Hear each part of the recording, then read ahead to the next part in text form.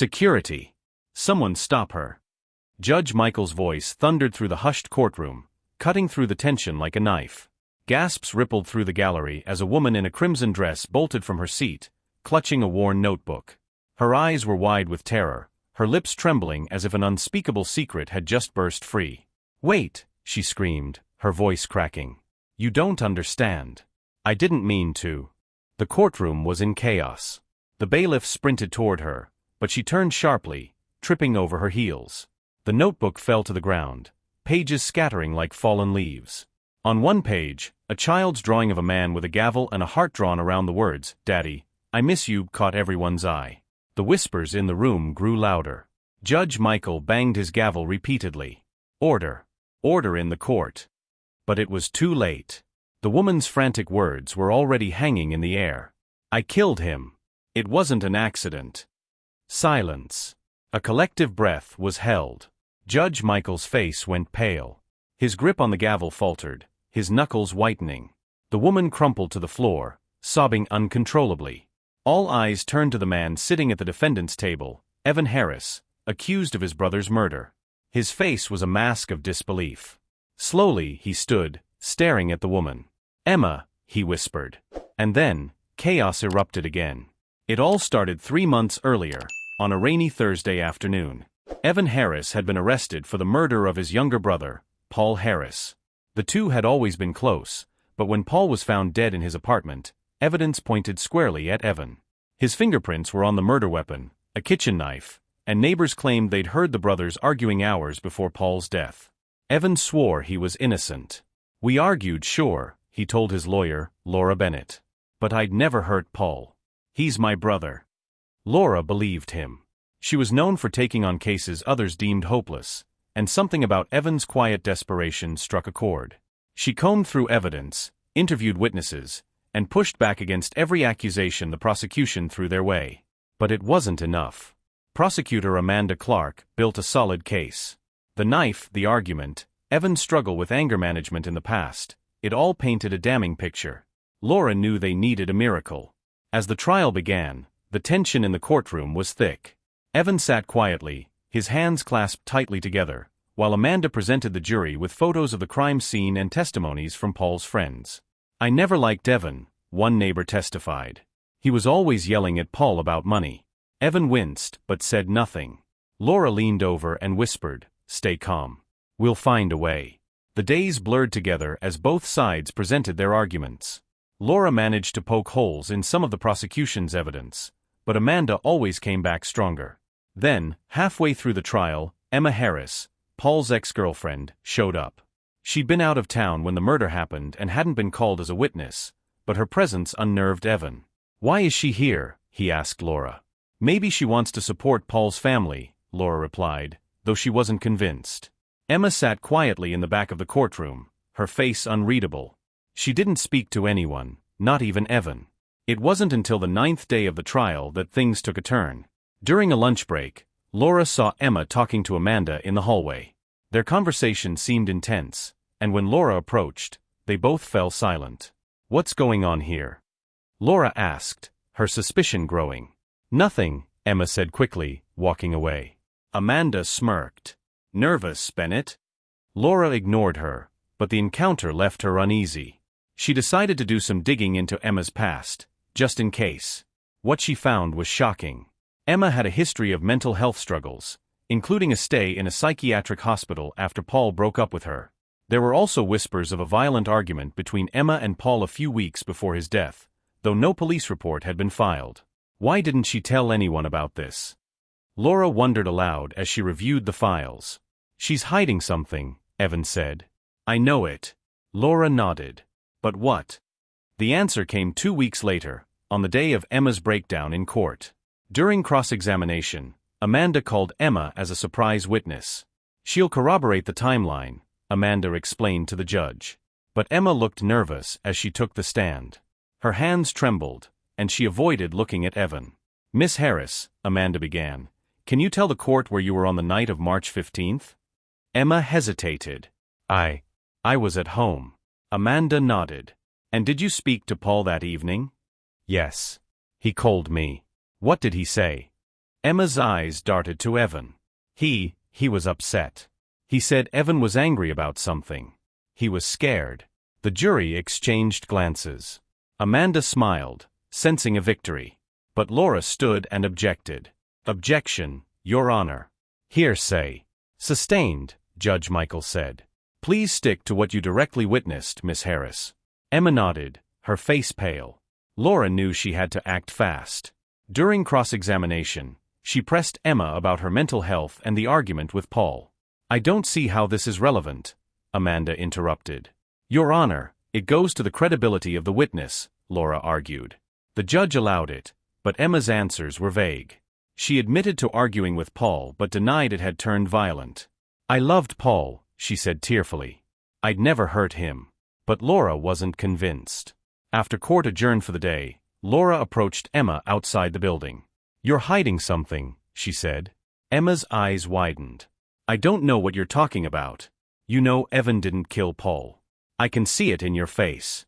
Emma said nothing, but Laura could feel the crack forming in her composure.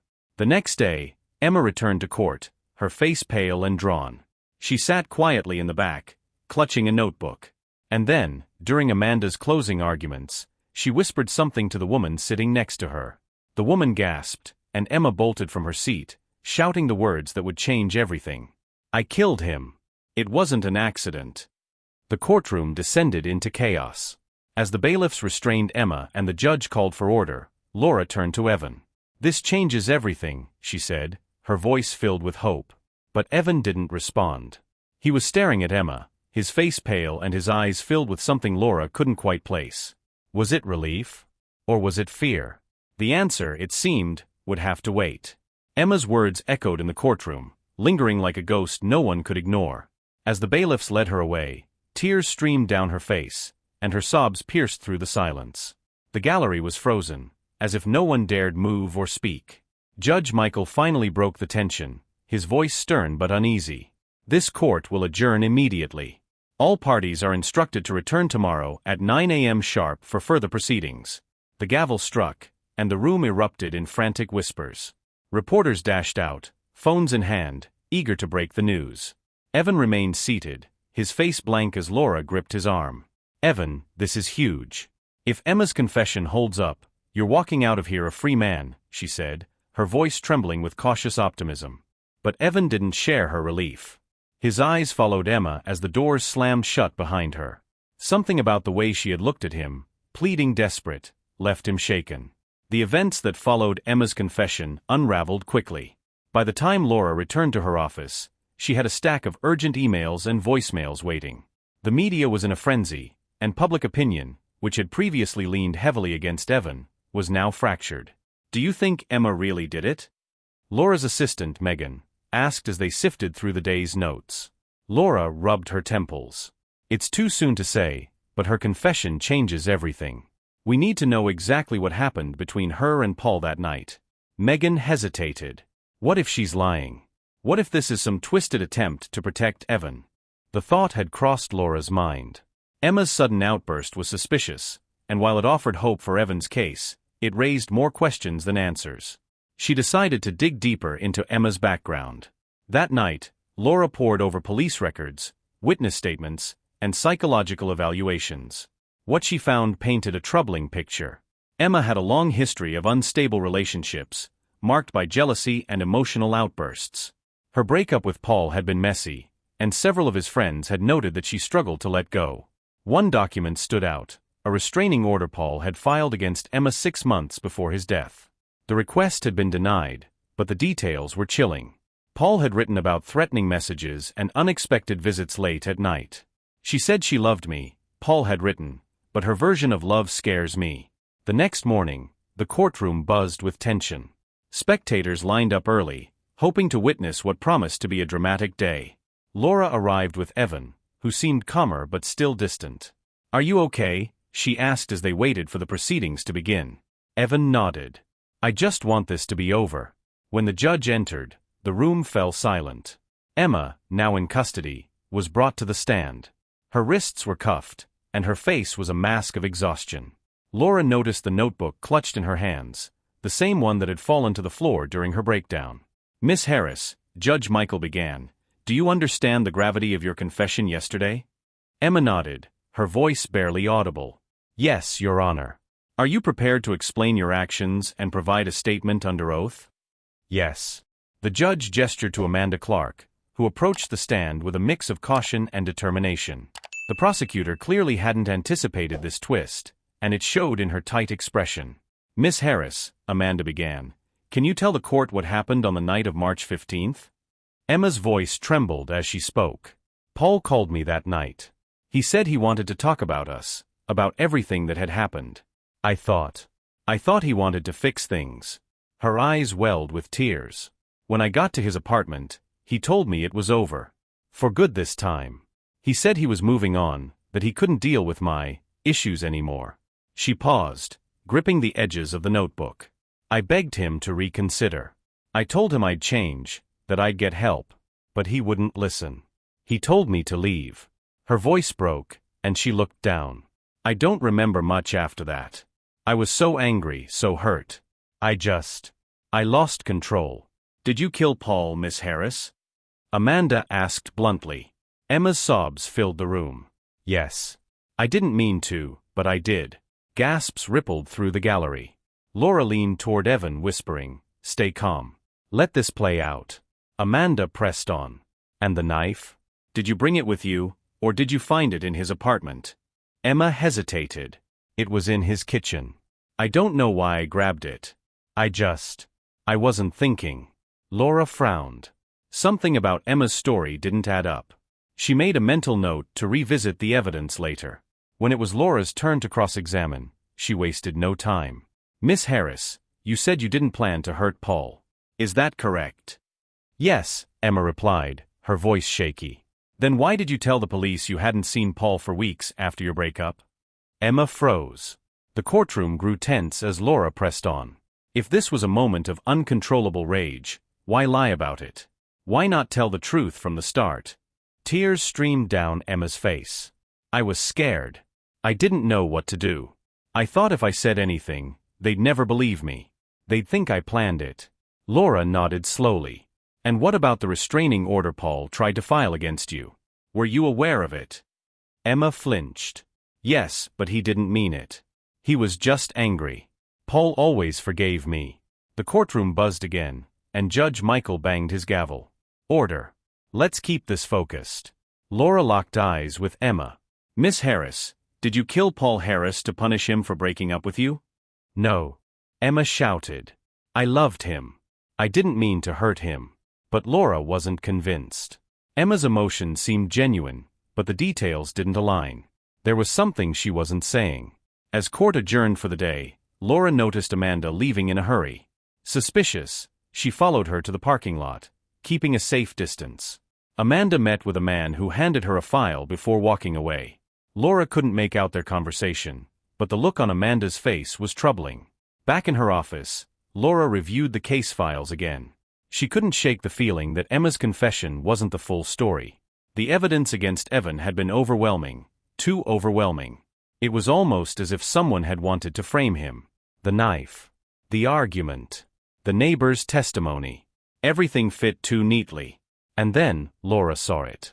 A small detail in the crime scene photos that she had overlooked before.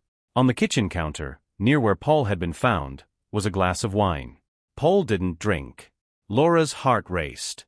If Paul hadn't poured that glass, then someone else had been there before Emma arrived. Someone who might have set the stage for the tragedy that followed. She picked up her phone and called Megan. I need you to pull surveillance footage from Paul's apartment building for the week before his murder. Focus on any unfamiliar faces. Do you think someone else was involved? Megan asked. Laura hesitated. I don't know yet. But something about this case doesn't feel right. The next morning, Laura's suspicions were confirmed. Megan had found the footage. Someone else had entered Paul's apartment the night he died, a man in a black hoodie who left just minutes before Emma arrived. Laura stared at the screen, her mind racing. Who was this man? And what role did he play in Paul's death? She knew one thing for certain, this case was far from over.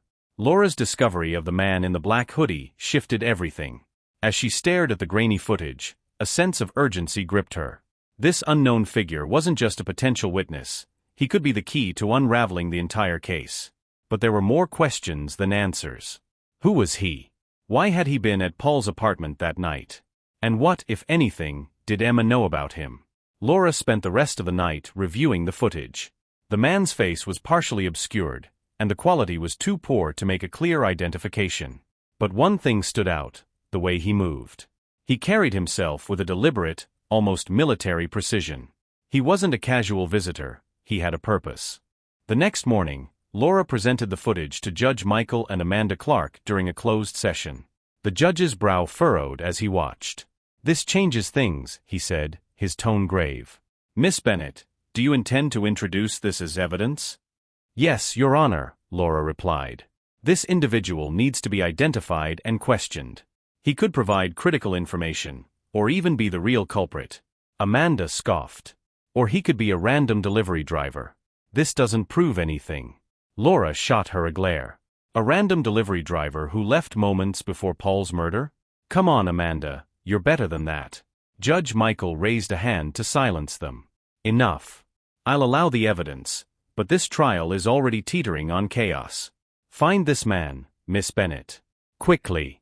Back in her office, Laura tasked Megan with enhancing the footage and cross-referencing the timestamp with visitor logs from Paul's apartment building.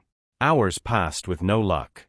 Frustration was mounting when Megan finally called out, "Got something." Laura hurried over. Megan had managed to pull a partial license plate number from a car parked near the building during the time the man was there. It wasn't much, but it was a start. Laura contacted a private investigator, Ben Harris, who she often worked with on tricky cases. "I need this plate traced," she told him. "And I need it fast." "Consider it done," Ben replied. "I'll get back to you by tomorrow." Meanwhile, Emma's confession continued to dominate the courtroom. Reporters camped outside the courthouse, hungry for updates. The public was divided. Some believed Emma's story, while others were convinced she was covering for Evan. Inside, tensions were rising. Amanda grilled Emma mercilessly during further cross-examination, trying to poke holes in her story. "You said you didn't remember what happened after Paul told you to leave," Amanda said, her voice sharp. "But now you're saying you grabbed a knife in a moment of rage. Which is it?" Emma faltered. I don't know. It's all a blur." Amanda pressed on. "Convenient, isn't it? A blur that leaves just enough room for doubt." Laura stood. "Objection. The prosecution is badgering the witness." "Sustained," Judge Michael said, though his expression showed he shared Amanda's skepticism. Emma's inconsistencies were damaging, but Laura couldn't shake the feeling that there was more to her confession than guilt. Emma was hiding something, and Laura intended to find out what. Later that evening, Ben called with an update. "I traced the plate. The car belongs to a man named Jackson Cole. Former Army, dishonorable discharge. Lives on the outskirts of town." Laura's stomach tightened. "Did you find anything connecting him to Paul?" "Not directly, but get this. He used to work as a private security contractor for Emma's father." Laura's mind raced. Emma had never mentioned her father, let alone any connection to a man like Jackson. It was a thread worth pulling. The next day, Laura requested a meeting with Emma. Sitting across from her in the sterile interview room, Laura noticed how fragile Emma looked. Dark circles shadowed her eyes, and her hands fidgeted nervously. "I need you to tell me the truth," Laura began. "Who is Jackson Cole?" Emma froze, her face draining of color. "How do you know that name?" "That doesn't matter," Laura said firmly. "What matters is why he was at Paul's apartment the night he died." Emma's lips trembled, but she didn't speak. "Emma, this is your chance to come clean," Laura pressed. "If you're protecting someone, I need to know. Otherwise, you're going to take the fall for something you might not have done." Tears spilled down Emma's cheeks. "I didn't mean for any of this to happen," she whispered. "Jackson was supposed to scare Paul, that's all. Just scare him into giving me another chance." Laura's heart sank. "What did you do?" Emma wiped her face. "I asked Jackson to talk to Paul, to convince him that breaking up with me was a mistake. I didn't know he'd," her voice broke. "I didn't know he'd hurt him." Laura leaned in, her tone urgent. "Did Jackson kill Paul?" Emma shook her head wildly. "I don't know. He called me after and said it was done. He told me to keep my mouth shut and act normal. I didn't know what he meant until I saw the news. The pieces clicked into place. Jackson had been the one to frame Evan, using Emma's feelings for Paul to manipulate her. But why? What did Jackson gain from killing Paul? Laura brought this new information to Judge Michael, who authorized a warrant for Jackson Cole's arrest. By the time police arrived at his home, however, Jackson was gone. His house was empty, his phone disconnected. "He's running," Laura said to Ben when he called with the news. "Looks like it," Ben replied. "But don't worry, I'll find him." Back in court, Laura shared her findings with the jury, painting a picture of Jackson Cole as the real culprit and Emma as his pawn. Amanda fought back, arguing that Emma's involvement still made her culpable.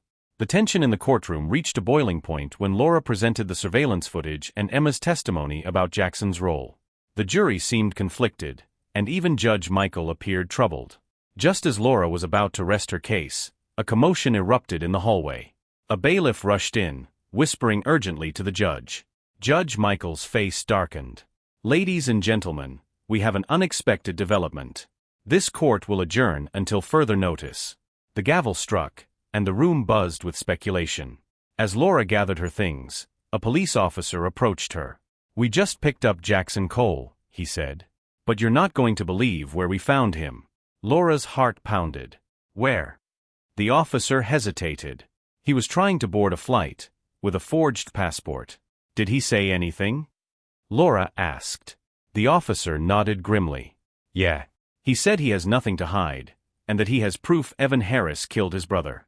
The courtroom buzzed like a hive of anxious bees the next morning. News of Jackson Cole's arrest spread fast, and the tension was palpable. Reporters scrambled to secure front-row seats, while Evan sat stiffly at the defense table, his face etched with confusion and dread. Laura paced back and forth in the defense holding room, running through every possible angle. Jackson's cryptic claim that he had proof of Evan's guilt sent her mind spinning. She knew Evan wasn't a saint, but a murderer? It didn't add up. The man sitting across from her, the brother who'd wept openly when speaking of Paul, didn't fit the profile. "Laura," Evan finally said, his voice breaking through her thoughts. "What if he's telling the truth? What if I did something and don't remember?" Laura stopped pacing and crouched in front of him, gripping his hands. "Evan, listen to me. You didn't kill Paul. Jackson is playing games. He's trying to cover his tracks, and we're not going to let him." Evan nodded, but the doubt in his eyes remained. When court resumed, Judge Michael wasted no time addressing the latest development. "Mr. Cole has been taken into custody and will testify this afternoon. Until then, I urge both sides to prepare their questions and refrain from any premature assumptions." Laura exchanged a glance with Amanda Clark, who looked as unsettled as Laura felt. For the first time in weeks, the two attorneys shared the same goal, exposing the truth, whatever it might be. Hours later, Jackson Cole was escorted into the courtroom. He was a tall, imposing man with a shaved head and a cold, calculating gaze. His hands were cuffed, but his demeanor radiated defiance. The gallery was silent as he took the stand. "State your full name for the record," Amanda said, her tone sharp. "Jackson Edward Cole," he replied, his voice deep and unshaken.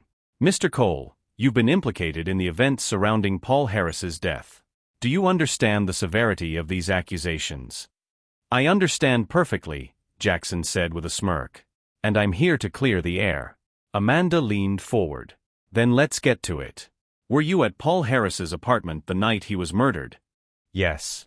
Gasps rippled through the gallery. Judge Michael banged his gavel for silence. "Why were you there?" Amanda pressed. "I was hired," Jackson said, his tone casual, "to scare him. Emma Harris asked me to have a little chat with her ex-boyfriend, make him reconsider his choices." Laura's jaw tightened. This much she already knew. "And did you scare Paul?" Amanda asked, her voice edged with suspicion. "I talked to him," Jackson replied. "It got heated. He shoved me, so I shoved back. That's when Evan showed up." The courtroom froze. Even Laura felt her breath catch. "Evan?" Amanda echoed. "You're saying Evan Harris was at the apartment that night?" "That's right. He barged in, yelling at Paul about money. Things escalated. I backed off, but they started fighting." Jackson paused for effect, his eyes scanning the room. And then Evan grabbed the knife. The gallery erupted. Reporters scribbled furiously, Spectators whispered in disbelief, and even Judge Michael looked momentarily stunned. Laura stood abruptly. "Objection, Your Honor," she shouted. "This testimony is unsubstantiated and highly inflammatory."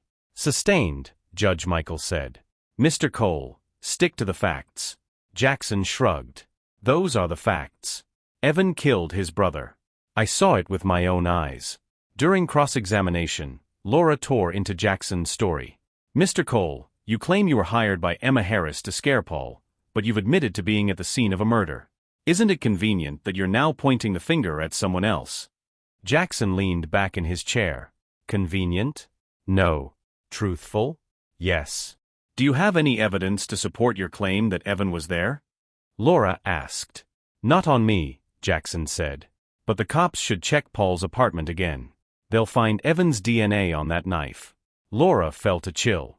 She turned to Evan, who looked like he'd just been punched in the gut. Was Jackson bluffing, or had someone planted evidence? After Jackson's testimony, the tension in the courtroom was unbearable. Laura knew she needed to act fast. That evening, she met with her private investigator, Ben Harris, to devise a plan. "We need to re-examine the crime scene," Laura said. "If there's any truth to what Jackson's saying, we have to find out. But if he's lying, I need proof of that too." Ben nodded. "I'll pull some strings and get access. But Laura, this is a risky move. If Jackson's story holds up, it could destroy Evan's case." "I don't care," Laura said firmly. "I need the truth." Meanwhile, Evan was unraveling. Alone in his holding cell, he replayed Jackson's words over and over. Could he have blocked out a memory so traumatic? The idea terrified him. He had been drinking heavily around the time of Paul's death, trying to numb the pain of financial stress and family tension. What if he'd blacked out and done something unthinkable? But another part of him rejected the idea. He loved Paul, even when they argued. He would never hurt him, would he? The next morning, Ben called with an update. "Laura, you're not going to believe this. I went back to Paul's apartment, and you were right. Something doesn't add up." "What did you find?" Laura asked, her heart pounding. "Jackson's story is full of holes. For starters, the knife was wiped clean before the police arrived. There's no way it would still have usable DNA after that." Laura's relief was short-lived. "So he's lying." "Definitely," Ben said. "But here's the kicker. I found traces of a second set of fingerprints on Paul's bedroom door. They don't belong to Paul, Evan, or Emma." "Whose are they?" Laura asked. "I don't know yet, but I'm running them through the database. If Jackson wasn't alone that night, we need to find out who else was involved." Back in court, Laura presented her findings, casting doubt on Jackson's testimony. She argued that his claim about Evan's involvement was a desperate attempt to divert attention from his own guilt. But Amanda wasn't backing down. "This doesn't change the fact that Jackson was there, or that he implicates Evan." The judge sighed, his frustration evident. "We'll reconvene tomorrow. I expect both sides to come prepared with concrete evidence." That night, Ben called again. "I got a match on the fingerprints." Laura held her breath. "Who do they belong to?" "Someone you'll recognize," Ben said grimly. "Amanda Clark." The phone nearly slipped from Laura's hand. "Amanda?" "The prosecutor." "That's right," Ben confirmed. "She was at Paul's apartment the night he died." Laura's mind raced. If Amanda had been at the scene, it meant she wasn't just prosecuting the case, she was part of it. But what was her role? And how far was she willing to go to keep it hidden? Laura knew one thing for sure: this revelation would change everything. Laura sat in her office, staring at the report in her hands. The fingerprints found on Paul's bedroom door matched Amanda Clark, the lead prosecutor. The implications were staggering. How could the very person driving the case against Evan have been at the crime scene? And why had she hidden it? Her phone buzzed, breaking her thoughts. It was Ben. "Laura, I've been digging deeper into Amanda's background," he said. "You're not going to like what I found." "Tell me," Laura replied, her voice tense. "There's a connection between Amanda and Paul. They went to law school together. Same class, same group of friends. And get this, there were rumors that they were more than friends." Laura's breath hitched. "Are you saying Amanda and Paul were romantically involved?" "I can't confirm that," Ben said, "but the timing is suspicious. Around the same time Paul ended things with Emma, Amanda requested a week off from work. No explanation. Laura's mind raced. If Amanda and Paul had been involved, it could explain a lot. Her relentless pursuit of Evan, her refusal to consider other suspects, and now her fingerprints at the scene. But it also raised new questions. What was she doing there? And how far would she go to protect herself? The next morning, Laura requested a private meeting with Judge Michael. She laid out everything: Jackson's conflicting testimony, the newly discovered fingerprints, and Amanda's potential connection to Paul. Judge Michael's expression darkened as he listened. "These are serious accusations, Miss Bennett. If what you're saying is true, it could undermine this entire trial." "I understand, Your Honor," Laura said. "But the evidence speaks for itself. Amanda Clark cannot be allowed to continue prosecuting this case until we get to the bottom of this." After a long pause, the judge nodded. "I'll address this matter in court today. For now, proceed with caution." When the court session began, the tension in the room was palpable. Laura sat with Evan, who looked increasingly nervous. Across the aisle, Amanda seemed as confident as ever, but Laura could see the cracks in her facade, a flicker of unease in her eyes, a slight tremble in her hands. Judge Michael wasted no time. "Before we proceed, I have been made aware of new evidence that raises questions about the integrity of this trial. Specifically, it has come to light that the lead prosecutor, Ms. Clark, was present at the victim's apartment on the night of his death." Gasps rippled through the gallery. Amanda shot to her feet. "Your Honor, this is outrageous. I've done nothing wrong." "Ms. Clark," the judge said sternly, "can you explain why your fingerprints were found at the scene?" Amanda hesitated, her confident demeanor faltering. Paul and I were friends. I visited him earlier that evening, but I had no involvement in his death." "Why didn't you disclose this information?" Laura asked, standing to face her. "As the lead prosecutor, you had a duty to be transparent." Amanda's jaw tightened. "Because it wasn't relevant. My visit had nothing to do with what happened later." "But it does raise questions," Laura pressed. "Did you see or hear anything while you were there? Did you interact with Jackson Cole?" Amanda's eyes flickered with something Laura couldn't quite read. Fear, perhaps, or guilt. "No. I left before anything happened." The judge ordered a recess, and Amanda left the courtroom quickly, refusing to answer reporters' questions. Laura, meanwhile, felt a renewed sense of determination. Amanda was hiding something, and Laura was determined to uncover it. That evening, Laura and Ben reviewed Amanda's movements the night of Paul's death. Surveillance footage showed her arriving at Paul's apartment around 7 p.m. and leaving an hour later. Jackson arrived shortly after, followed by Emma. The timeline was tight, but it raised an unsettling possibility. Amanda might have been there when Jackson arrived. "I don't buy her story," Ben said.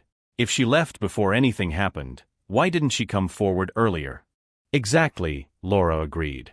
"And why was she so determined to pin this on Evan?" "It feels personal." Their conversation was interrupted by a knock at the door. Laura opened it to find Emma, looking pale and frantic. "I need to talk to you," Emma said, her voice trembling. "It's about Amanda." Over coffee, Emma revealed what she knew. "Paul told me once that Amanda had feelings for him. He said they went out a few times, but he wasn't interested in anything serious. She didn't take it well." "Did she ever threaten him?" Laura asked. Emma hesitated. "Not directly. But she was intense. She'd show up unannounced, leave notes, things like that. Paul thought it was harmless, but I always felt there was something off about her." Laura's stomach churned. If Amanda had been infatuated with Paul and felt rejected, it could have been a motive.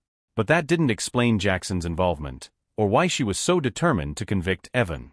The next day, Laura filed a motion to have Amanda removed from the case. Judge Michael agreed, citing a conflict of interest, and appointed a new prosecutor. Amanda's departure sent shockwaves through the legal community, but Laura knew the fight was far from over. With Amanda sidelined, Jackson became the primary focus. Under pressure, he began to crack. During a tense cross-examination, he admitted that Amanda had hired him, not Emma. "She told me to rough Paul up," Jackson confessed. "Said he needed to be taught a lesson." Laura's heart raced. "And what about Evan? Did Amanda tell you to implicate him?" Jackson smirked. "Let's just say she gave me a little nudge in that direction." The courtroom erupted, but Laura barely heard it. Amanda's actions were coming to light, but there were still pieces missing. Why had she gone to such lengths to destroy Evan? What was she hiding? As Laura sat down, her mind racing, Judge Michael called for a recess. Evan turned to her, his eyes filled with hope for the first time. "Do you think this will clear me?" he asked. Laura placed a reassuring hand on his shoulder. "We're getting closer, Evan. Just hang in there." But as Laura left the courtroom, she couldn't shake the feeling that the worst was yet to come. The pieces of the puzzle were falling into place, but the picture they formed was darker and more twisted than she'd ever imagined. And somewhere, she knew, Amanda Clark was still holding the final piece. The courtroom felt heavier the next day. Amanda Clark's sudden removal from the case and Jackson Cole's damning confession had left everyone on edge. Spectators whispered behind cupped hands, reporters jostled for angles outside, and Evan, for the first time, looked like he might dare to hope. But Laura wasn't ready to celebrate. Something gnawed at her, a feeling that the case was still far from over. Jackson's admission painted Amanda in a sinister light, but gaps in the timeline remained. Laura needed the whole story, and she suspected Amanda wasn't done fighting.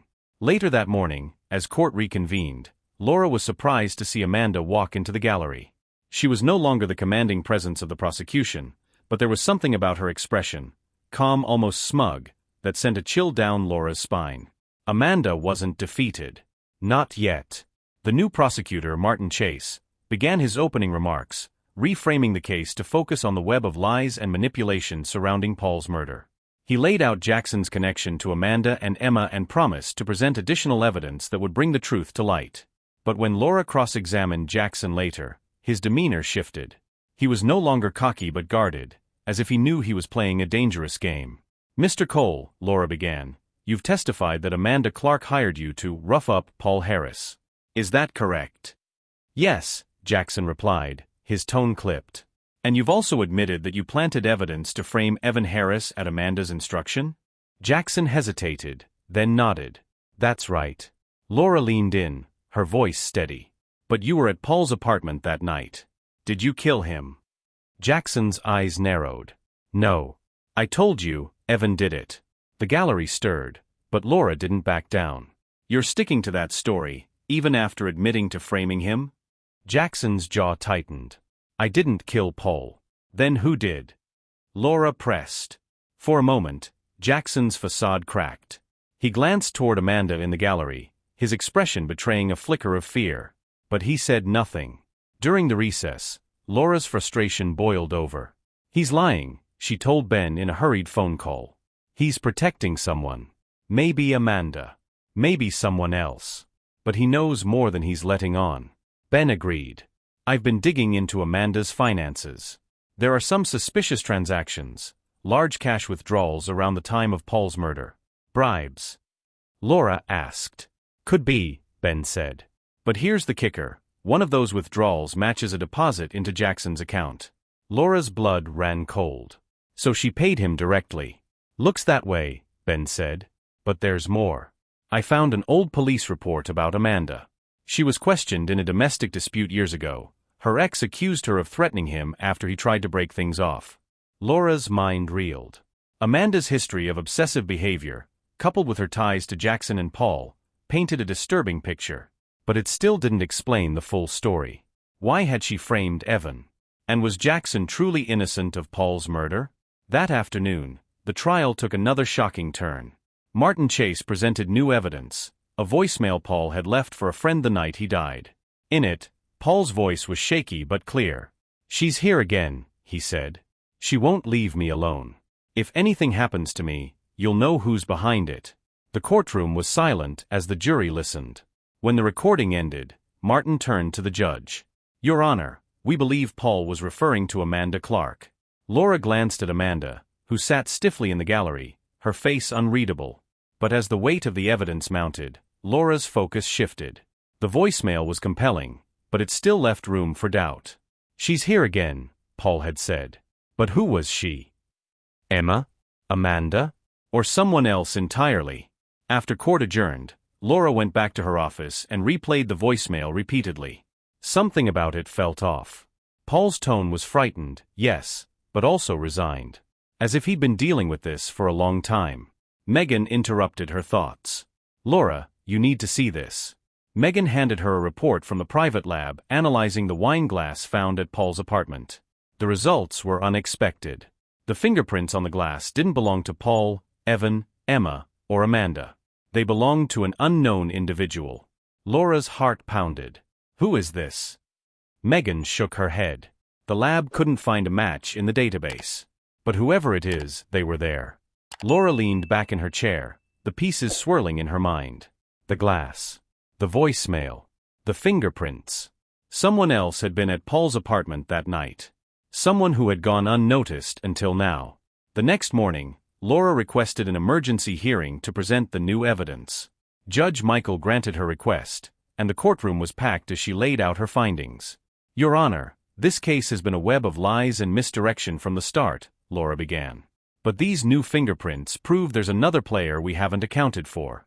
Someone else was at Paul's apartment the night he was murdered. Martin Chase stood to respond. While this evidence is compelling, it doesn't exonerate Evan Harris.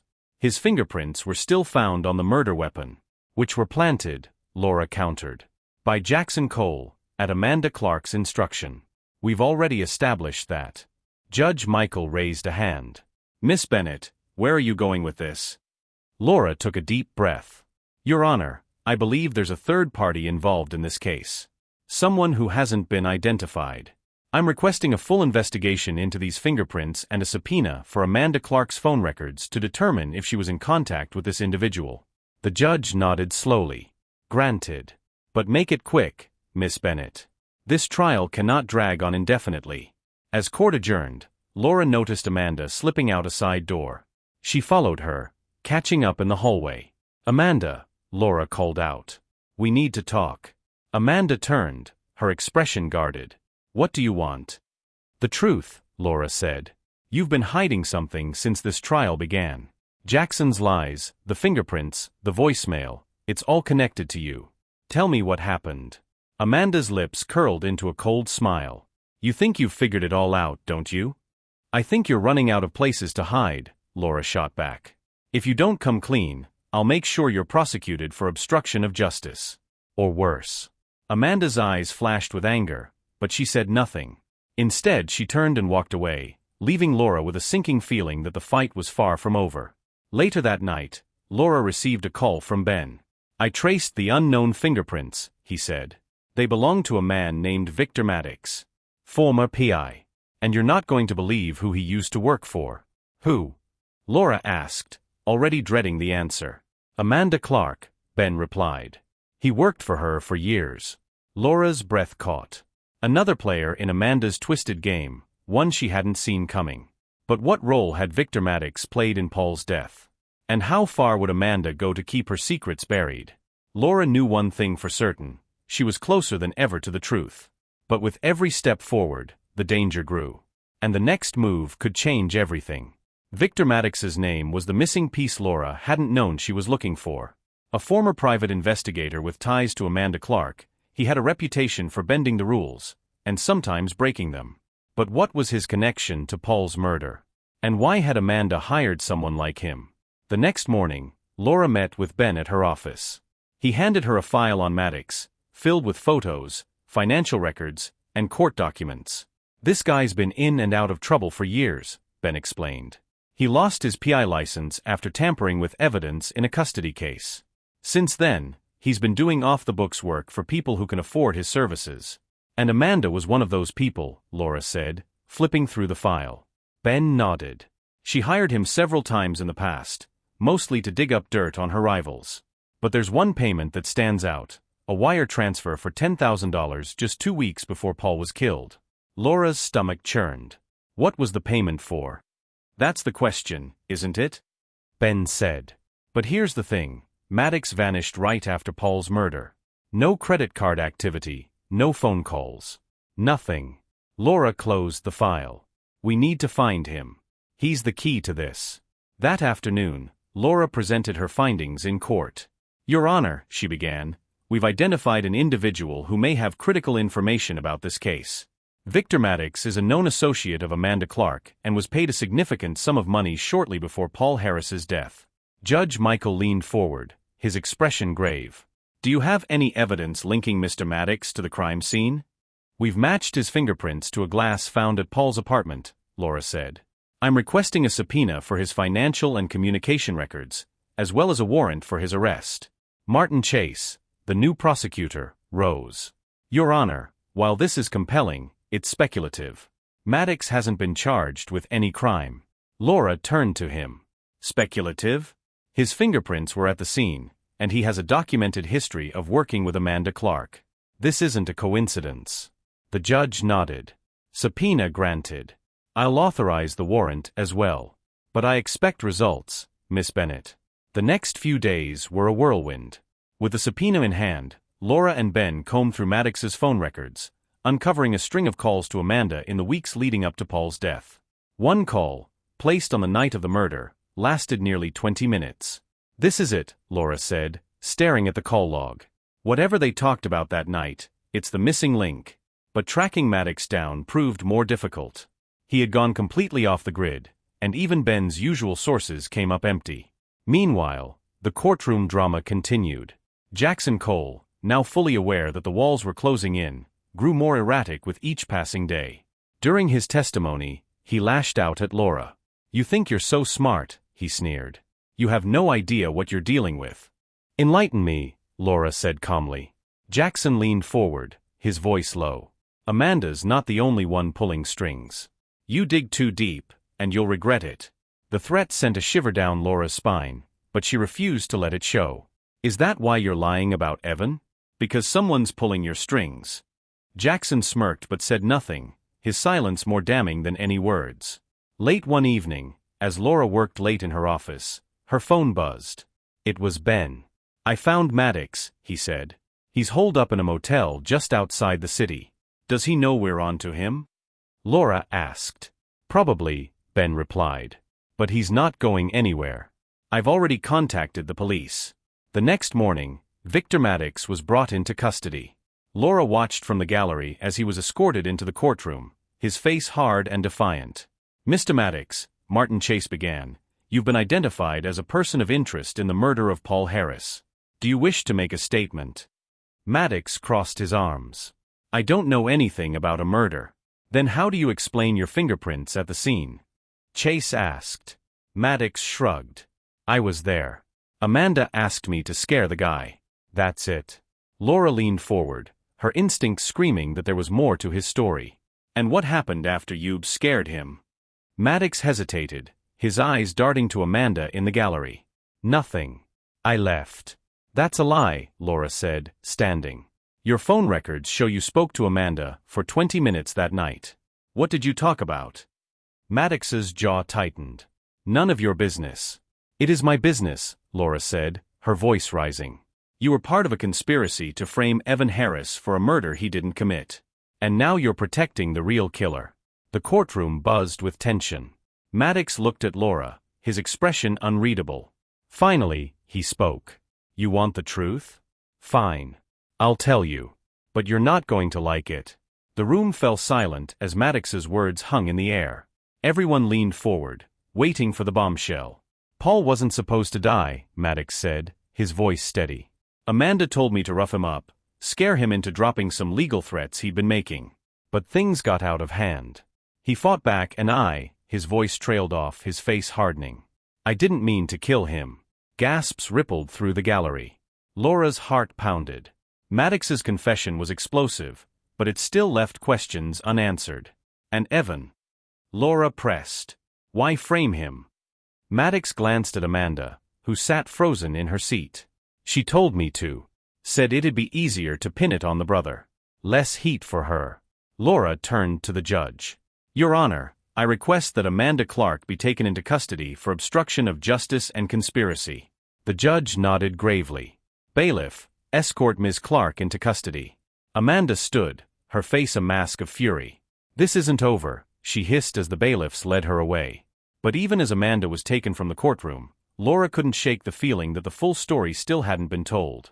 Maddox's confession answered many questions, but the timeline didn't quite add up. And then, as the courtroom emptied, Evan turned to Laura, his voice barely a whisper. There's something I haven't told you, he said. Laura's stomach sank. What is it? Evan's face was pale, his eyes filled with guilt. The night Paul died. I was there. Evan's confession hit Laura like a freight train. She stared at him, her pulse racing, trying to process his words. "You were there?" she asked, her voice barely above a whisper. Evan nodded, his face pale. "I didn't kill him, Laura. I swear I didn't. But I was there." The weight of his admission pressed down on the room. Laura felt the air thicken, her mind racing with questions. "Why didn't you tell me this before?" "I was scared," Evan said, his voice trembling. "I knew how bad it looked. The argument, my fingerprints on the knife. I thought if I told the truth, no one would believe me." Laura's stomach churned. This changed everything. "Start from the beginning, Evan. I need to know exactly what happened." Evan took a deep breath, his hands shaking as he began his story. "That night, I went to Paul's apartment to talk. Things had been tense between us for weeks, arguments about money, about the family business. I just wanted to clear the air. When I got there, the door was open. I called out to Paul, but he didn't answer. I walked in and found him arguing with some guy I didn't know. Later, I realized it was Jackson." "What were they arguing about?" Laura asked. "I'm not sure," Evan said. "I heard bits and pieces, something about Paul not backing down, about someone being in trouble. It didn't make sense." Evan paused, his voice thick with emotion. "Before I could do anything, Jackson shoved Paul. He hit his head on the counter and collapsed. I panicked and ran over to help him, but he wasn't moving." Laura felt a chill run down her spine. "What happened next?" "I heard someone coming," Evan continued. "I thought it might be the cops, so I panicked and left. I didn't know what to do. I didn't even realize I'd touched the knife until later, when the cops said my prints were on it." "Why didn't you call the police?" Laura asked, her frustration boiling over. Evan's eyes filled with tears. "Because I was scared, Laura. I didn't think anyone would believe me." Laura sat back, her mind racing. Evan's story aligned with parts of Maddox's confession, but there were still gaps. Why had Maddox claimed he killed Paul if Evan was there? And why frame Evan so deliberately? "Evan, there's more to this," Laura said finally. "Maddox and Amanda both had motives to hurt Paul, but they're protecting something, or someone. I need to figure out what." Evan nodded, his face a mix of relief and fear. "Whatever it takes, Laura. I just want the truth to come out." The next morning, Laura met with Ben to relay Evan's confession. Ben leaned back in his chair, his expression grim. "It explains a lot," Ben said. "But it still doesn't answer the big question. Why was Amanda so invested in framing Evan? She could have pinned it all on Maddox and walked away clean." "That's what I don't understand," Laura said. "There's something else going on here, something bigger than Paul's murder." Ben tapped his fingers on the desk. "What about Paul's legal threats? Maddox mentioned them, but we haven't looked into it. If Paul was threatening someone, that could be the missing piece." Laura's eyes lit up. "You're right. Let's dig into his records, emails, legal filings, anything that might give us a clue." Hours later, Ben called with a breakthrough. "I found something," he said. Paul was planning to file a lawsuit against Amanda. He accused her of embezzling funds from a nonprofit they both worked with during law school. Laura's jaw dropped. He was going to expose her? "Looks like it," Ben said. "And the timing is interesting. The lawsuit was set to be filed the week after he was killed." Laura's mind raced. This was the motive she'd been searching for. Amanda hadn't just wanted to silence Paul, she'd needed to destroy him before he could destroy her. The next day, Laura presented the new evidence in court. "Your Honor, we've uncovered a motive for Amanda Clark's actions. Paul Harris was preparing to file a lawsuit accusing her of embezzlement. This gave her a direct incentive to silence him." Judge Michael's expression darkened. "Does this change your strategy, Miss Bennett?" "It does," Laura said. "Amanda orchestrated this entire scheme to protect herself. And with Victor Maddox as her accomplice, she thought she could pin everything on Evan and walk away clean." Martin Chase stood to respond, but before he could speak, the courtroom doors burst open. A police officer hurried in, whispering something to the judge. Judge Michael nodded, then turned to the room. "We have a new development. Amanda Clark has requested to make a statement." Gasps rippled through the gallery as Amanda was brought into the courtroom, flanked by bailiffs. She looked disheveled but defiant, her eyes scanning the room until they landed on Laura. "Miss Clark," the judge began, You've requested to make a statement. Is that correct? Yes, Your Honor, Amanda said, her voice steady. But I'm not here to confess. The tension in the room was electric as Amanda spoke. I won't deny that I made mistakes, she said. But I didn't kill Paul. And I didn't tell Maddox to kill him, either. Then why frame Evan? Laura demanded. Amanda's gaze shifted to Maddox, who sat silently at the defense table. Because Maddox wasn't working alone. He had another partner, someone who stood to gain just as much as I did from Paul's silence. The room fell silent. Laura's heart pounded as Amanda's eyes locked with hers. Ask yourself this, Amanda said, her voice dripping with venom. Who had the most to gain from all of this? It wasn't me. And it wasn't Maddox. It was Evan. The courtroom erupted into chaos. As the noise swelled, Laura stared at Amanda, her mind racing. Was Amanda bluffing, or had she just revealed another layer of the truth? Laura knew one thing for certain. The case was far from over, and the answers were more twisted than she could have imagined. The courtroom erupted with chaos after Amanda's accusation. Spectators whispered furiously, the media scrambled to capture every angle, and Judge Michael banged his gavel, demanding order. Silence, the judge roared. Miss Clark, you will explain yourself. Amanda, now visibly calmer, sat straighter in her chair. I'll explain everything, Your Honor. But I want immunity before I say another word. Laura shot to her feet. Your Honor, this is a blatant attempt to manipulate the court. She's cornered, and now she's throwing out baseless accusations to save herself. Baseless. Amanda interrupted, smirking. Paul's little brother here isn't as innocent as he looks. Enough, Judge Michael barked. Miss Clark, you will either cooperate with this court or face the full weight of your actions. There will be no immunity. Amanda's confidence faltered. She glanced at her attorney, who shook his head. Reluctantly, she sighed and leaned forward. All right, she said, her voice low. Here's what really happened. Everyone held their breath as Amanda began her story. Paul was reckless, Your Honor. He had this need to be the hero, to dig into other people's lives and expose their dirty laundry. When he found out about the non-profit funds, he confronted me. Said he was going to ruin me. Amanda's eyes flickered toward Evan. But I wasn't the only one he threatened. Paul knew Evan was struggling. He loaned him money, thousands of dollars, and when Evan couldn't pay it back, Paul threatened to tell the rest of the family. Evan stiffened. That's not true. Quiet. Judge Michael ordered. Amanda pressed on, ignoring Evan's outburst. Paul called me the night he died. He said he was done playing games and was going public with everything. My embezzlement, Evan's debts, all of it. I panicked. I knew I couldn't let him destroy me, so I called Maddox. Her voice cracked slightly, but she recovered quickly. I told Maddox to scare Paul, to keep him quiet. But when things got out of hand, he told me Evan showed up and finished the job. The room fell silent as Amanda finished. Laura's mind raced. Amanda's story was calculated, designed to cast doubt on Evan, but it didn't align with the evidence. If Evan had killed Paul, why had Maddox gone to such lengths to frame him? The judge turned to Laura. Miss Bennett, do you have a response? Laura stood, her heart pounding. Yes, Your Honor. Amanda's story doesn't hold water. First, the timeline. If Evan was at Paul's apartment and killed him, why would Maddox need to frame him? And second, the evidence we've presented, Maddox's fingerprints, Amanda's phone records, all point to a coordinated effort to cover up their involvement, not Evan's. Amanda smirked. Or maybe Evan played us all. Maybe he used me and Maddox as pawns to clean up his mess. Laura's jaw tightened. If that's true, why didn't you say so earlier? Why wait until now to point the finger at Evan? Amanda leaned back in her chair. Because I thought I could handle this without dragging him down. But now? He deserves to go down with me. As court adjourned for the day, Laura sat with Evan in the defense room. He was visibly shaken, his hands trembling as he spoke. She's lying, Laura, Evan said.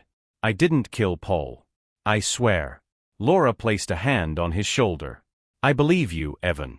But Amanda's testimony complicates things. The jury doesn't know who to believe, and we need something concrete to clear your name. Evan nodded, his eyes filled with desperation. What do we do? We find Maddox's connection to Amanda, and to you, Laura said. If she's telling the truth about you owing Paul money, we need to verify it. And if she's lying, we need proof. That evening, Laura and Ben dove into Paul's financial records. After hours of searching, they found a series of bank transfers from Paul to Evan, totaling nearly $50,000. The dates matched the timeline Amanda described. Laura sighed, rubbing her temples. It's not looking good, Ben. This corroborates Amanda's story. But there's more, Ben said, pointing to another set of transactions. Look at this. Paul was also transferring money to Maddox. Laura's eyes widened. Why would Paul pay Maddox? Maybe Maddox was blackmailing him, Ben suggested. If Paul knew something about Maddox or Amanda, he might have been paying to keep them quiet. Laura leaned back in her chair, the pieces starting to fit together. So Paul was caught in the middle, paying Maddox to stay quiet while trying to expose Amanda. And when Amanda found out, she panicked and called Maddox to scare him. But Maddox didn't just scare him, Ben said. He killed him. The next day, Laura presented the new financial evidence in court. Your Honor, these transactions prove that Paul Harris was being extorted by Victor Maddox. This wasn't a crime of passion. It was a calculated effort to silence Paul before he could expose Amanda Clark. Martin Chase stood. And where does Evan Harris fit into this? Laura hesitated, then spoke carefully. Evan's presence at the scene was coincidental. He went to reconcile with his brother, not to harm him. Maddox took advantage of the situation to frame him, using his fingerprints on the knife as a scapegoat. Chase frowned. That's a convenient explanation, Miss Bennett. But it doesn't address Amanda's claim that Evan had a motive. I've already proven Amanda's lack of credibility, Laura shot back. Her lies and manipulation are well documented. The judge held up a hand. Enough. This court will take a recess while I review the evidence. As Laura left the courtroom, she couldn't shake the feeling that Amanda was still holding something back. Her story, though riddled with holes, had an air of confidence that unnerved Laura. And then, as Laura reached her car, her phone buzzed. It was an unknown number. When she answered, a gravelly voice spoke. You're in over your head, Bennett. Drop this case. Her blood ran cold. Who is this? Let's just say some truths are better left buried, the voice replied before the line went dead. Laura stood frozen, her heart pounding. Someone didn't want her uncovering the truth, and they were willing to do whatever it took to stop her. The mysterious phone call left Laura rattled, but she refused to back down. The voice had been a warning, perhaps even a threat, but it only strengthened her resolve to uncover the truth. The next morning, as she prepared for court, Laura called Ben to update him. Someone's trying to intimidate me, she said. We need to move fast. If Maddox or Amanda have anyone else involved in this, I need to know who they are. I'm already on it, Ben replied. I've been digging into Maddox's past connections. There's a name that keeps popping up, a man named Marcus Vance. He worked with Maddox on a few shady jobs before Maddox lost his PI license. What kind of jobs? Laura asked. Blackmail mostly, Ben said. Vance is a known enforcer, someone people call when they need dirty work done. If Maddox was involved in Paul's murder, Vance might have had a hand in it too. Find him, Laura said. And let me know as soon as you do. Back in the courtroom, the atmosphere was tense. Amanda, now seated in custody, had lost her polished composure. She watched the proceedings with a cold detachment, her once confident demeanor reduced to icy glares. Maddox, on the other hand, seemed more nervous than ever. His defiance from earlier days had faded, replaced by a subtle but noticeable fear. As the trial resumed, Laura addressed the jury. Ladies and gentlemen, this case has been clouded by lies and manipulation from the very beginning. But the evidence is clear. Victor Maddox and Amanda Clark conspired to silence Paul Harris, and when things went wrong, they framed Evan Harris to protect themselves. Martin Chase countered. Miss Bennett's narrative is compelling, but it doesn't erase the fact that Evan Harris was at the scene of the crime. His fingerprints on the murder weapon are undeniable. Laura turned to the jury. That's exactly why Maddox and Amanda chose him. His presence at the scene was a coincidence they exploited. But we've proven that the knife was wiped clean and Evan's prints were planted. This was a setup from the start. As the day's session drew to a close, Laura received a text from Ben. I found Vance. Sending you an address now. Laura's heart raced as she read the message. She immediately contacted the police, requesting their assistance in bringing Vance in for questioning.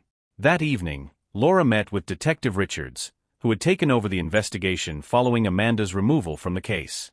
Together, they reviewed what they knew about Marcus Vance. "He's dangerous," Richard said, scanning the file. "If he was involved in Paul's murder, he's not going to come quietly." "I don't care how dangerous he is," Laura said. "We need him in custody. He might be the final piece of the puzzle." Richards nodded. "We'll pick him up tonight. You'll have your answers soon." Hours later, Laura received another call from Ben. "They got him," he said. "Vance is in custody." "Did he talk?" Laura asked. "Not yet," Ben replied. "But Richard said he's already asking for a deal. My guess? He knows his back is against the wall." The next morning, Vance was brought into the courtroom. He was a rough-looking man with a hardened expression, his hands cuffed tightly as he was escorted to the stand. Laura wasted no time. "Mr. Vance, you've been identified as an associate of Victor Maddox and Amanda Clark. Were you involved in the events surrounding Paul Harris's death?" Vance smirked. "Depends. What's in it for me?" "You're already facing charges," Laura said. "The only way you help yourself is by telling the truth." Vance leaned back, his smirk fading. "Fine. I'll tell you what you want to know." The courtroom fell silent as Vance began his story. "Maddox called me a couple of days before it all went down. Said he needed backup for a job, something about scaring some guy into backing off a lawsuit." "Paul Harris?" Laura asked. "Yeah," Vance replied. "We went to his apartment, but things got messy. Maddox lost his temper, and the guy fought back. Next thing I know, Paul's on the floor, and Maddox is freaking out." "What did you do?" Laura pressed. "I wanted to bail, but Maddox said we couldn't leave loose ends. That's when Amanda showed up." The room gasped. Amanda's face turned pale as Vance continued. "She told us to clean up the scene and make it look like Evan did it. Said he was the perfect fall guy." Laura's stomach twisted. "And did you?" Vance nodded. "We planted Evan's prints on the knife and wiped down the rest. Amanda paid us extra to keep our mouths shut." The courtroom erupted as Vance finished his testimony. Reporters scribbled furiously, and spectators whispered in disbelief. Judge Michael banged his gavel repeatedly, demanding order. When the noise subsided, Laura turned to Vance one last time. "Mr. Vance, do you have any evidence to support your claims?" Vance smirked again. "Check Maddox's phone. He recorded the whole thing, said it was his insurance policy in case Amanda turned on him." The revelation sent shockwaves through the courtroom. Detective Richards immediately secured Maddox's phone as evidence. When the recordings were played in court, they left no doubt about Amanda and Maddox's guilt. In the recordings, Amanda could be heard instructing Maddox and Vance to frame Evan, her voice cold and calculated. "He'll never see it coming," she said. "And by the time anyone figures it out, it'll be too late." As the recordings ended, the courtroom was silent. Judge Michael turned to the jury. "You've now heard undeniable evidence of a conspiracy to frame the defendant. It is your duty to deliberate on this new information." Hours later, the jury returned with their verdict: not guilty. Evan broke down in tears as the verdict was read, his relief palpable. Laura placed a comforting hand on his shoulder, her own eyes misty. It was over. Justice had finally prevailed. But as Amanda and Maddox were led away in cuffs, Laura couldn't shake the lingering unease. The conspiracy had been exposed, but the damage it caused could never truly be undone. And somewhere deep inside, Laura knew, there were still pieces of this story left untold. The courtroom victory was a relief, but Laura couldn't ignore the nagging feeling that the case wasn't truly over. Evan had been exonerated, Amanda and Maddox were in custody, and Vance's testimony had tied up most of the loose ends. Yet, as Laura replayed the events in her mind, she kept circling back to the same question: why had Amanda been so willing to destroy Evan? After the verdict, Laura and Evan met in a quiet room away from the chaos of reporters and spectators.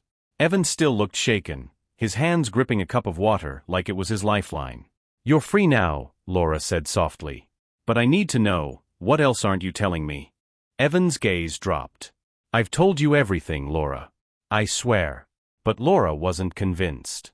"You said you were scared that night, but scared of what? Paul? Maddox? Or something else entirely?" Evan hesitated, his jaw tightening. "I was scared, because I knew this wasn't just about me or Paul. Amanda wasn't acting alone.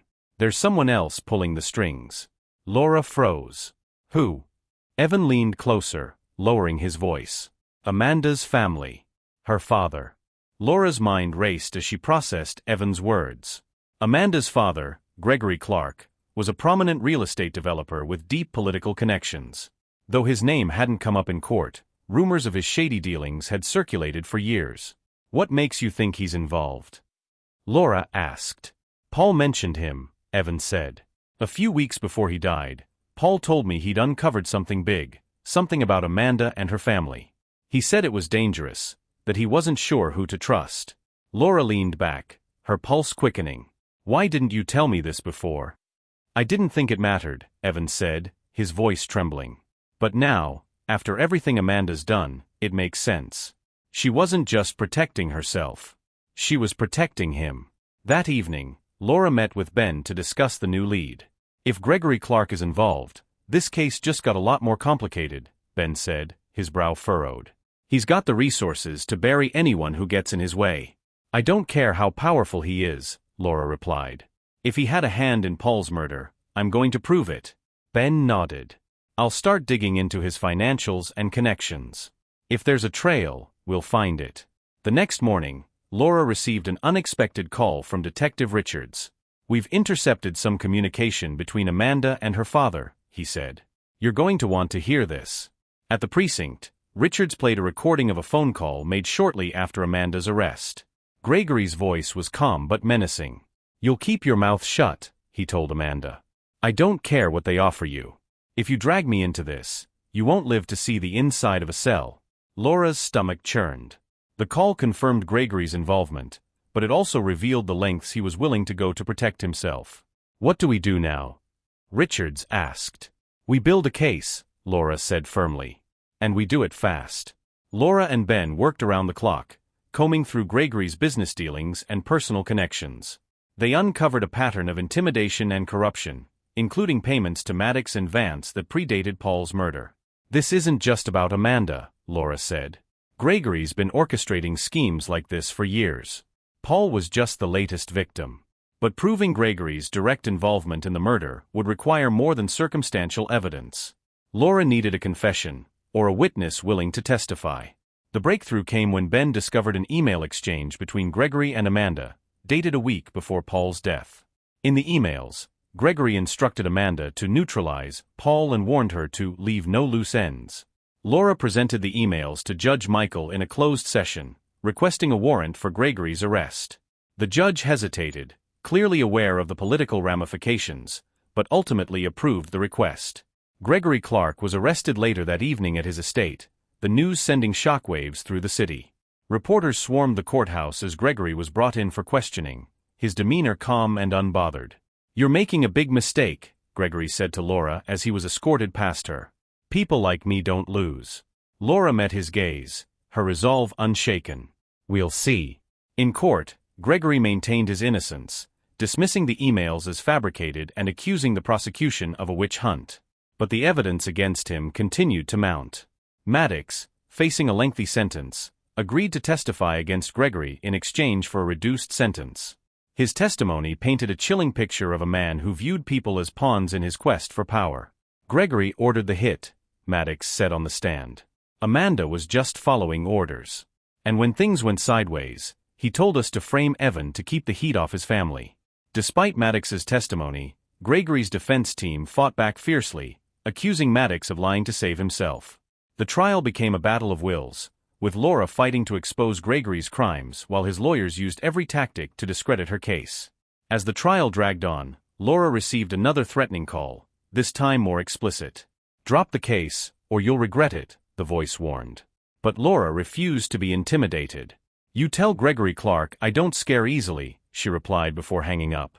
The turning point came when Amanda, desperate to save herself, agreed to testify against her father. Her testimony was raw and emotional, detailing years of manipulation and abuse. He controlled everything, Amanda said, tears streaming down her face. I thought I was protecting myself, but I was just another pawn in his game. As the trial reached its climax, Laura delivered a powerful closing argument, urging the jury to hold Gregory accountable for his actions. This case isn't just about Paul Harris, she said. It's about a man who has used his power and influence to destroy lives. But today, you have the power to stop him. After hours of deliberation, the jury returned with their verdict, guilty on all counts. The courtroom erupted as Gregory Clark was led away in handcuffs, his empire finally crumbling. That evening, Laura and Evan met one last time. "It's over," Laura said, smiling softly. "You're free." Evan nodded, tears in his eyes. "Thank you, Laura. For everything." But as Laura walked away, she couldn't shake the feeling that the scars of this case would linger, for Evan, for Amanda, and for herself. Some truths, she realized, leave marks that never fully fade. The trial of Gregory Clark sent ripples across the country. The once untouchable real estate mogul was now a convicted criminal, his empire dismantled, and his secrets laid bare. The case was hailed as a landmark victory for justice, a testament to the power of persistence and the courage to confront corruption. But for Laura, Evan, and everyone else entangled in the web of lies and manipulation, the aftermath was far more personal. Months after the verdict, Laura sat in her office, reflecting on everything that had transpired. The media frenzy had died down, but the case still lingered in her thoughts. She flipped through a thick file labeled Harris versus Clark, the pages filled with every detail of the trial. Each document, every testimony, told a story of betrayal, greed, and loss. Her assistant, Megan, knocked softly on the door. "Evan's here to see you." Laura nodded, setting the file aside. "Send him in." Evan entered, looking healthier and more at peace than the last time Laura had seen him. The weight of suspicion and guilt had lifted from his shoulders, and it showed in the way he carried himself. "Hey," Laura said, smiling warmly. "How are you holding up?" "I'm good," Evan replied, taking a seat across from her. "Better than I thought I'd be. I've started volunteering at a youth center. It feels good to be doing something positive." "That's great," Laura said. Paul would have been proud. Evan's expression softened. "I think about him every day. I wish I'd done more to protect him, to be there for him when he needed me. But I also know he'd want me to move forward." Laura nodded. "He would. And you should. What happened to Paul wasn't your fault, Evan. You were caught in a storm created by people who saw him, and you, as obstacles to their own power." Evan sighed, then reached into his pocket and pulled out a small envelope. "I wanted to give you this." Laura opened it to find a handwritten note. "Dear Laura, thank you for believing in me when no one else did. You didn't just save my life, you gave me a second chance. I'll never forget that. Evan." Laura's throat tightened as she read the note. "Thank you, Evan. That means more than you know." Elsewhere, Amanda Clark sat alone in her prison cell, staring at the gray walls. Her testimony against her father had earned her a reduced sentence, but the price of her cooperation was steep. Her family name was forever tarnished, her career destroyed, and the truth of her actions laid bare for the world to see. Amanda often thought about the choices that had brought her to this point. She had been driven by fear, ambition, and a desperate need to please her father. But in the end, Gregory Clark had abandoned her as easily as he had used her. For the first time in her life, Amanda felt the weight of true accountability. It wasn't freedom, but it was a step toward something she hadn't known she needed: redemption. Victor Maddox and Marcus Vance, both serving lengthy sentences, were similarly grappling with their own demons. Their roles in the conspiracy were undeniable, but the trial had exposed the depth of Gregory's manipulation. They had been pawns, much like Amanda, in a game that had cost Paul Harris his life. In the months that followed, Gregory Clark remained defiant, appealing his conviction and claiming he had been framed. But the evidence against him was overwhelming, and his appeals were swiftly denied. He spent his days in isolation, a far cry from the powerful man who had once commanded entire city blocks. For Laura, the case left a lasting mark, but it also reaffirmed why she had chosen to become a lawyer. Justice wasn't just about winning, it was about giving people a voice, exposing the truth, and standing firm against those who sought to exploit others. One evening, as she left her office, Laura stopped at a park where children played and families gathered. She thought about Paul, about Evan, and about the many lives impacted by Gregory's greed.